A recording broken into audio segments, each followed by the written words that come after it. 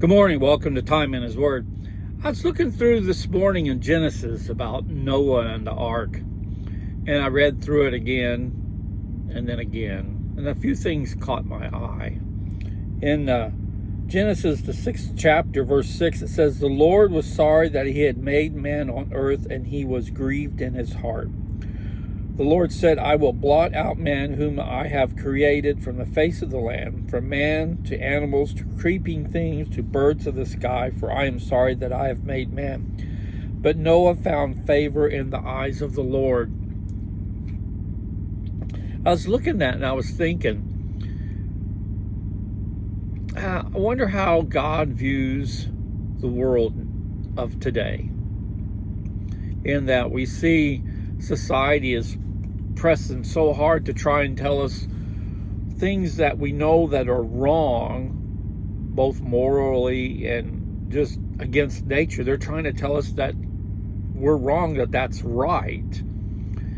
And then if we go against them, then we're the ones that are in the wrong. We don't understand, we don't see, we're being judgmental, and the list goes on and on and on. But as I read through this, I noticed that God also gave Noah a plan and told him what to do. He told him to build the ark, and told him how to build the ark, giving them dimensions. And then he told him who to put in the ark. And then the one verse that caught my eye was in, find it again. I hate when the pages stick together. It's in Genesis, the 7th chapter, verse 16.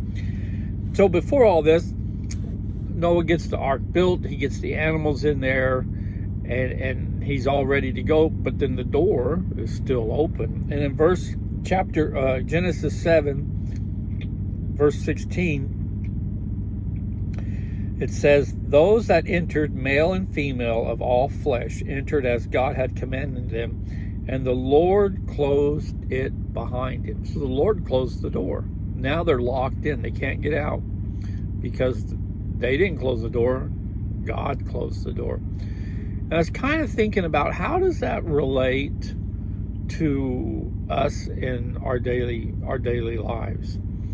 And I was thinking, a lot of times God will warn us. It's just a matter of us paying attention to his warnings, that either something's about to happen, or what we're thinking of doing we shouldn't do, and we'll have that feeling that we know we shouldn't be going that way. But God gives us a warning. But the verse 16, where at the end it says, God closed the door behind him. I think that when we follow what the Lord is telling us to do, and we follow him as best we can, that he's going to protect us, just like he did Noah with the flood. He closed the door. So he will take care of us in the same respect as, just like he closed the door on Noah. He shields us from what can destroy us if we do as Noah did, and we follow him and do everything that he commands us, he tells us to do. And sometimes I read these stories over, and sure, they're great stories for kids to read to kids and that, but as adults, if we read and take our time and look through them, we can find some pretty impressive, impressive or important lessons there that we might have overlooked. Just like where it says, I've read this verse I don't know how many times, but I never caught on to the part where it says, the Lord closed it behind him. So just in our daily lives, if we do everything, like I said, as best we can to serve the Lord, he's going to protect us. He's going to provide for us. And if things start going awry, as long as we're following him, he's going to do whatever has to be done to protect us. In other words, he's going to close the door. This might not make much sense, but it's one of those you just kind of got to think a little bit about it and try and figure out how it relates to your life and how your relationship with Christ. But like I said, I go back from time to time and read these children's fables, if you will, or whatever you want to call them, and just read them slow and pay attention to the words. And a lot of times we'll find some lessons there that we've overlooked. That light on my forehead is the sun coming through the windshield where my blinds are at. It's not quite got annoying yet, but it's getting there.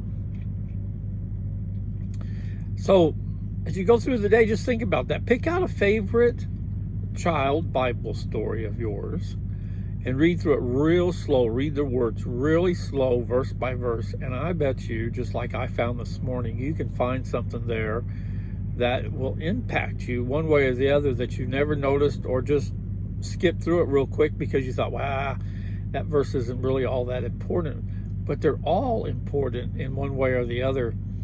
A lot of times when I'm putting things together and I decide to use a verse, I will read a number of verses before the verse I'm going to use, and a number of verses afterwards to see how it's used in the Bible, to see if it works how I'm wanting to use it. And that's what I came up with this morning on this one here. But just remember that Noah was warned about the flood coming. So Noah did as God commanded him. He built the ark. I imagine he'd never built a boat before, but he let God lead him. Because when God leads us, he gives us the tools we need for the task he's laid before us. But Noah followed everything that God had said to do, even up to getting inside the boat, and then God closed the door.